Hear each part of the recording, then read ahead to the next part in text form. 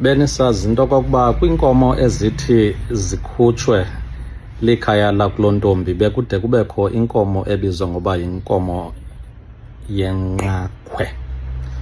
Le nkomo ke ibiba yimazi okanye kithokazi ethi intombi xa iyokundisa ihambe nayo le nkomo kuba yinkomo ethi kwakubakho ubunzima ibe yinkomo esengela abantwana aba bentombi yakwenda. Nomyeni ebengabi nabango kule nkomo kuba iyazi uba yinkomo esuka kulontombi ebonakalisa into okokuba ubudlelwane obukhoyo neemeko zasemtshatweni okanye kwendiselaleni kukhe kubekho amaxesha into okokuba kufuneke into yokuba ikhaya lokulontombi ingashiyeki inkomo yokusengela abantwana.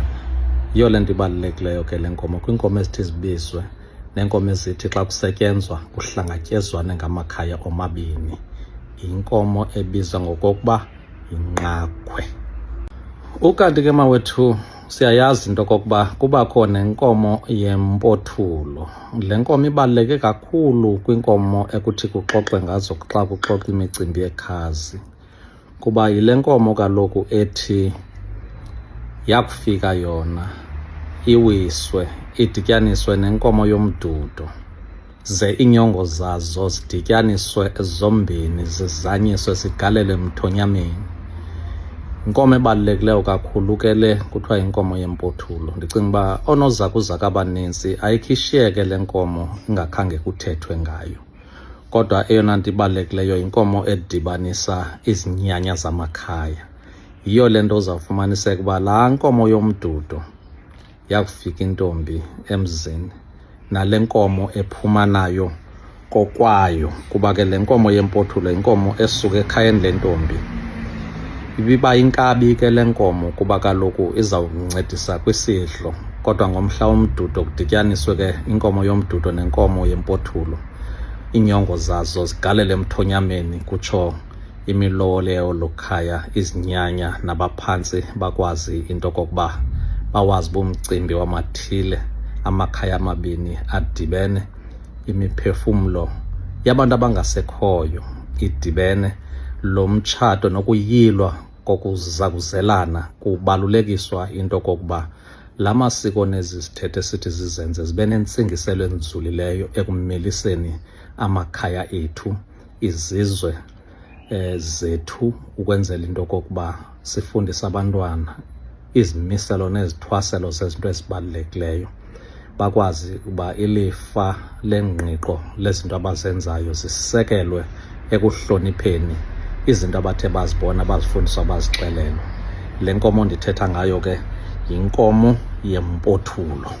Singake sibonisane ke ngokolwazi lwakho kuloo ndawo ukuba le nkomo, ndiyaziqonda iinkomo zanamhlanje zisemakhadini, zisezibhankini, zikwii-credit cards, kodwa ekugqibeleni zinento nentsingiselo. Kubekho inkomo ebizwa ngoba yinkomo yobulunga. Sicinga uba amakhaya amanintsi ayawulandela lo mcimbi kuba yinkomo yentambo ekuthi kuxhithwe kuyo, yinkomo eyimazi.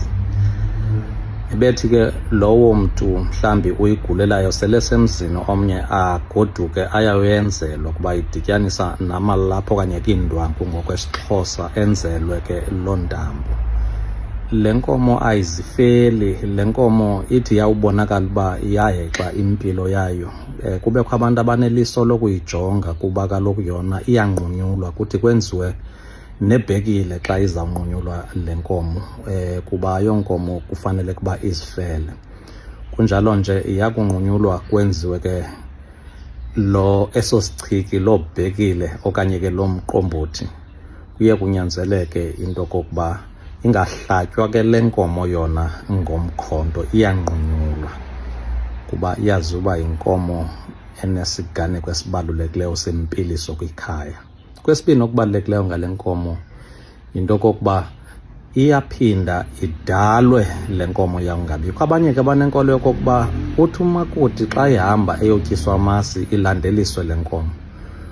Amakhaya ke awafani, abanye bathi inkomo ezalwa apha ekhaya ze kuthi indoda endala yekhaya ikwazi into okokuba yalathwe loo nkomo uba izawuba yiyo ekuzawuxhithwa kuyo.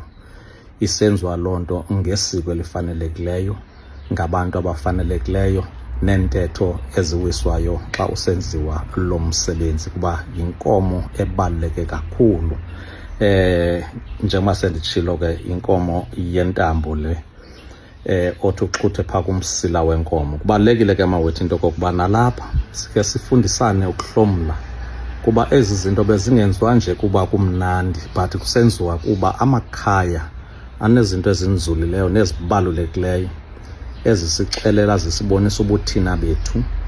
Zintoni emasizingce siziqhayise ngazo, liyintoni na isiko nentsingiselo yayo.